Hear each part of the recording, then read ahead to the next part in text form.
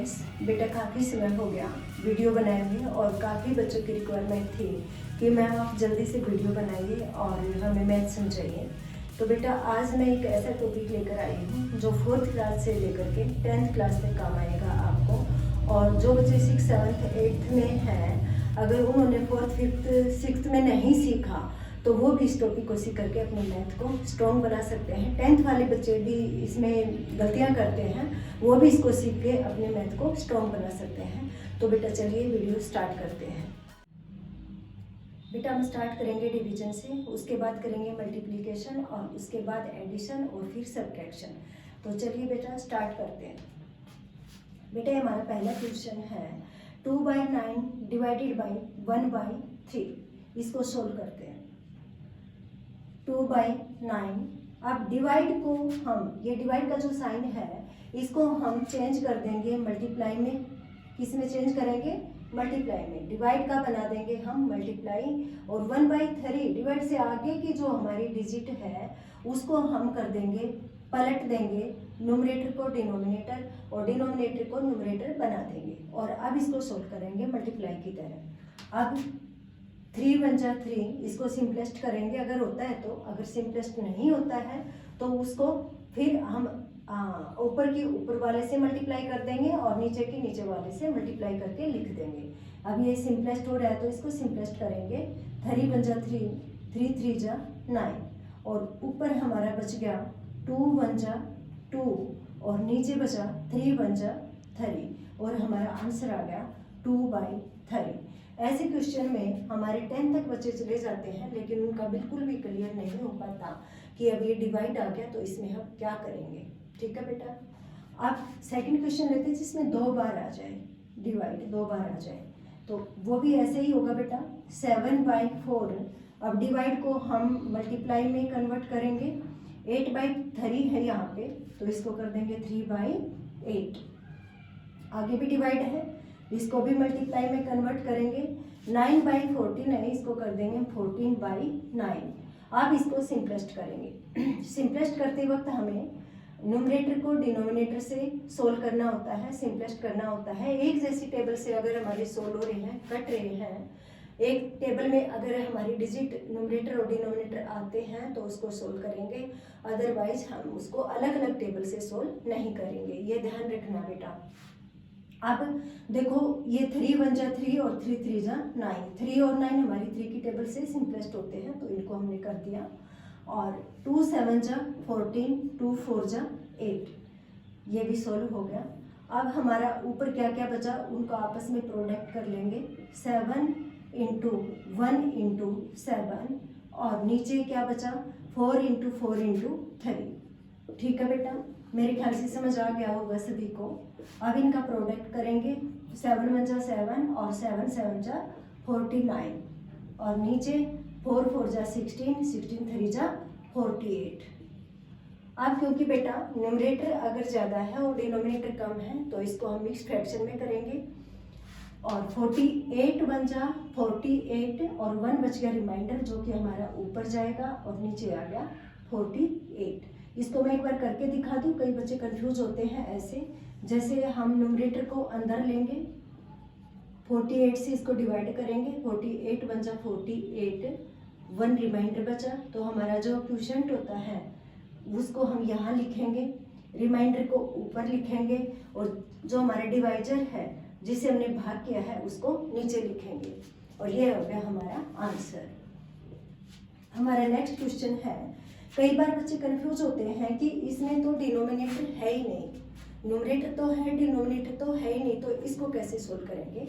ये अलग अलग टाइप मैंने सारे लिए हैं ताकि हर एक प्रकार का क्वेश्चन आपको समझ में आ जाए।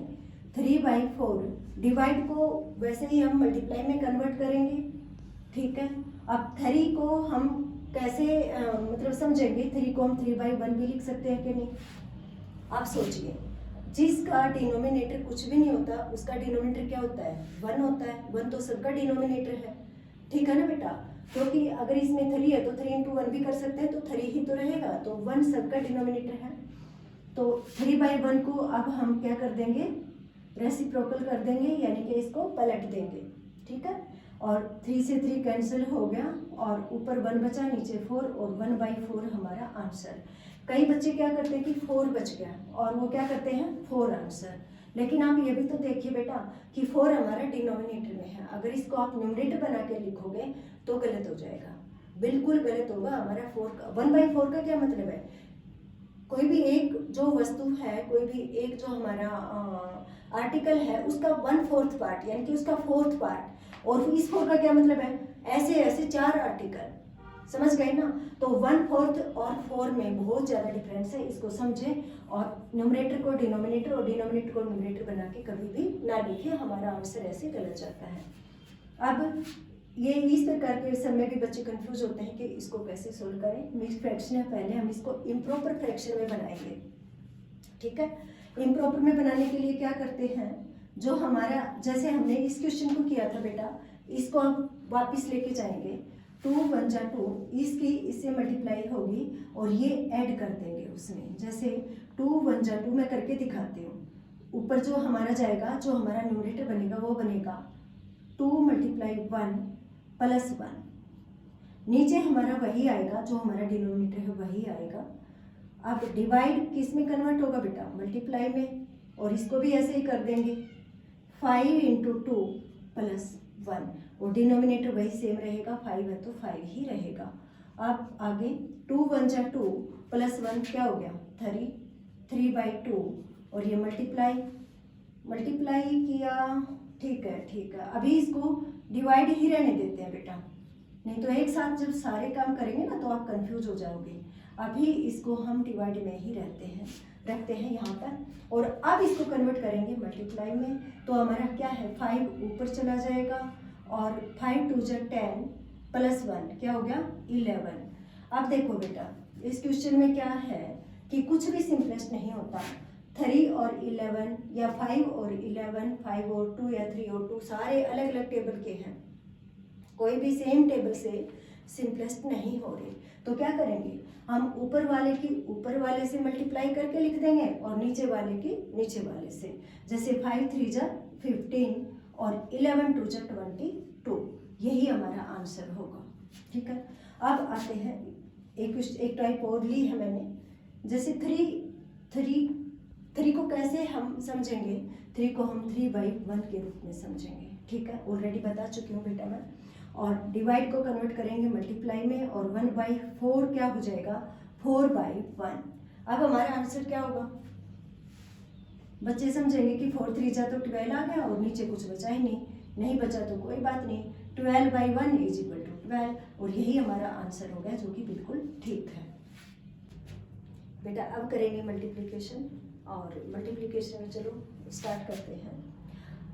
हमने पहला क्वेश्चन बहुत ही इजी लिया है, 1/2 × 1/2, इसमें कुछ भी सिंपलेस्ट नहीं होता, और जब सिंपलेस्ट नहीं होता तो हम दोनों न्यूमरेटर की, क्योंकि हमारे पास 2 टर्म हैं, दोनों के न्यूमरेटर की आपस में मल्टीप्लाई कर देंगे। 1 की 1 से मल्टीप्लाई करेंगे तो आएगा 1, और 2 की 2 डिनोमिनेटर की डिनोमिनेटर से मल्टीप्लाई कर देंगे दोनों टर्म की, और 2 की 2 से मल्टीप्लाई करेंगे तो आएगा 4, और यही हमारा आंसर होगा, ठीक है। अब नेक्स्ट में क्या है, मैंने 4 टर्म ली हैं, और 4 मतलब न्यूमरेटर और डिनोमिनेटर को हम पहली टर्म के डिनोमिनेटर को हमारी 4th टर्म के न्यूमरेटर से भी सिंपलेस्ट कर सकते हैं, ठीक है, जैसे कि मैं करके दिखाऊंगी। अब जैसे हमारी पहली टर्म का डिनोमिनेटर है 7 और हमारी लास्ट टर्म का न्यूमरेटर है 14। मैंने इसलिए ऐसे लिया क्योंकि कई बच्चे कंफ्यूज होते हैं कि मैम यहाँ से क्या यहाँ पे काट सकते हैं, क्या यहाँ से यहाँ पे सिंपलेस्ट हो जाएगा, बेटा बिल्कुल हो जाएगा, क्यों नहीं होगा, ठीक है। क्योंकि बीच में अगर मल्टीप्लाई है तो हमारे सारे डिनोमिनेटर, ठीक है, वही काम करेंगे, जो पहला करेगा वही 4th करेगा, और हमारे सारे न्यूमरेटर भी उसी तरीके से वर्क करेंगे, ठीक है। चलिए शुरू करते हैं। 7 1 जा 7 और 7 2 जा हो गया 14, ठीक है। 3 1 जा 3, 3 7 जा 21, और 4 1 जा 4, 4 2 जा 8। अब कोई ऐसी डिजिट नहीं है जो कि सिंपलेस्ट हो जाए, तो हम जो बच गए उनको आपस में मल्टीप्लाई करेंगे। जैसे ऊपर है जो हमारा बचा है वो लिख लेंगे, 2 मल्टीप्लाई, एक ये 2 बचा है और एक ये 2 बचा है, और नीचे क्या क्या बचा है, नीचे बचा है 5 और 7, ठीक है। अब ये 2 2 बचे, ऐसा क्वेश्चन मैंने इसलिए लिया क्योंकि बच्चे ऐसे करते हैं 2 2 4 और 2 3 6, यानी कि 2 2 जा 4 और 4 2 2 2 4 2 3 6, 2 2 जा 4 और 2 3 जा 6, ऐसे कर देते हैं, जो कि बिल्कुल गलत होता है। ठीक है, आपको कैसे करना है, 2 2 जा 4 और 4 की 2 से मल्टीप्लाई करनी है, 4 2 जा 8, ठीक है, ऊपर आ गया 8 और नीचे 7 5 जा 35, यही आंसर हो गया। अगले क्वेश्चन में देखो, 7 1 जा 7, 7 3 जा 21, 3 1 जा 3, 3 4 जा 12, यहाँ पर भी 7 1 जा 7, 7 2 जा 14। अब ऊपर क्या बचा, ऊपर हमारा बचा है 2 इंटू 4 इंटू 4 और नीचे बचा है 15 इंटू 7, 15 इंटू 7। हमारा अब न्यूमरेटर से डिनोमिनेटर बिल्कुल भी सिंपलेस्ट नहीं होता, तो हम जो बच गए हैं उनकी आपस में मल्टीप्लाई करेंगे, प्रोडक्ट निकालेंगे इनका। 4 4 जा 16 और 16 2 जा 32, न्यूमरेटर आ गया हमारा 32 और 15 7 जा 105 और डिनोमिनेटर आ गया हमारा 105, जो कि हमारा प्रॉपर फ्रैक्शन है, यही आंसर आ गया। प्रॉपर फ्रैक्शन किसको कहते हैं, जब हमारा न्यूमरेटर कम होता है डिनोमिनेटर ज़्यादा होता है। कई बार छोटी कक्षाओं में ये भी आ जाता है कि प्रॉपर और इम्प्रॉपर फ्रैक्शन को पहचानिए। प्रॉपर फ्रैक्शन वो होता है जब हमारा न्यूमरेटर कम होता है और डिनोमिनेटर ज़्यादा होता है, और इम्प्रॉपर फ्रैक्शन कब होता है, जब हमारा न्यूमरेटर ज़्यादा होता है और डिनोमिनेटर कम होता है। उसके बाद फिर हम उसको कन्वर्ट करते हैं मिक्स्ड फ्रैक्शन में। मिक्स्ड फ्रैक्शन में कब कन्वर्ट करते हैं, जब हमारा न्यूमरेटर ज़्यादा हो और डिनोमिनेटर कम हो। ठीक है बच्चों, याद रहेगा। अब नेक्स्ट क्वेश्चन पे चलते हैं। नेक्स्ट वाला मैंने लिया है मिक्स्ड फ्रैक्शन का, ये क्वेश्चन लिया है। इसको पहले हम इम्प्रॉपर में कन्वर्ट करेंगे और उसके बाद उसको सोल्व करेंगे।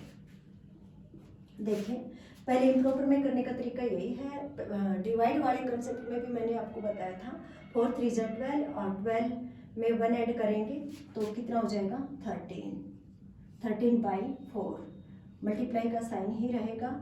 26 1 जा 26 प्लस 1 करेंगे तो 27/26 और 5 1 जा 5 प्लस 1 6/5। अब इसको सोल्व कर लेंगे। ठीक है, आप देखिए बेटा, 13 की टेबल में 26 आता है 2 टाइम पे, 13 1 जा 13, 13 2 जा 26। अब 2 से सिंपलेस्ट हो जाएगा 6, 2 1 जा 2 और 2 3 जा 6। ऊपर हमारा क्या बचा, उनको मल्टीप्लाई के रूप में लिख लेंगे हम, और नीचे जो बचा उसको भी लिख लेंगे 4 × 5। ठीक है, अब ऊपर उसके ऊपर वाले से मल्टीप्लाई करेंगे, 27 3 जा 81, 27 3 जा कितना होगा बेटा 81। टेबल आपको जरूर याद होनी चाहिए बेटा।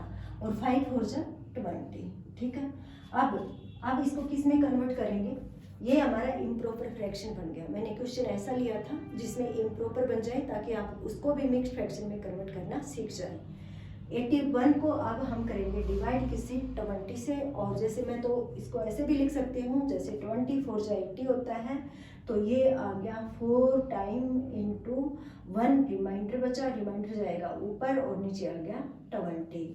ठीक है, ये आंसर आ गया हमारा। एक बार मैं इसको अंदर लेके आपको समझा देती हूँ कैसे करना है। आपको 81 को लेंगे अंदर, 20 को लेंगे बाहर, और 24 जा हो जाएगा 80। 24 जा कितना होता है बच्चों 80। ठीक है, अब 1 क्या बचा हमारा रिमाइंडर, तो जितना हमारा क्वेश्चन है वो आएगा इंटू में, और 1 जो रिमाइंडर बचा है वो आएगा ऊपर यानी कि नोमिनेटर में, और 20 जो हमारा डिवाइजर है वो आएगा डिनोमिनेटर में। यही हमारा आंसर होगा मिक्स्ड फ्रैक्शन में। एक और क्वेश्चन बेटा, इसको डायरेक्ट सोल्व करते हैं। 7 2 जा 14, 3 2 जा 6, 2 8 जा 16 और 4 1 जा 4, 4 2 जा 8। ठीक है, 2 से हमारा 2 कैंसिल हो गया, 5 5 जा 25, 5 2 जा 10। ठीक है, अब नीचे 2 2 जा 4, और 2 1 जा 2। अरे वाह, ऐसा क्वेश्चन लिया है इसमें कि हमारे न्यूमरेटर में भी 1 बचा और डिनोमिनेटर में भी 1 बचा और हमारा आंसर आ गया 1। ठीक है बच्चों, यानी कि इतनी बड़ी कैलकुलेशन जो हमें नज़र आ रही थी कि उसको देख के ही डर लगता था और उसका आंसर क्या आया 1। तो कभी भी कैलकुलेशन से आपको घबराना नहीं है, देख के वो चुटकियों में सोल्व हो जाता है और हम करना सिखाएंगे बेटा और मिलके सीखेंगे। ठीक है, चलिए।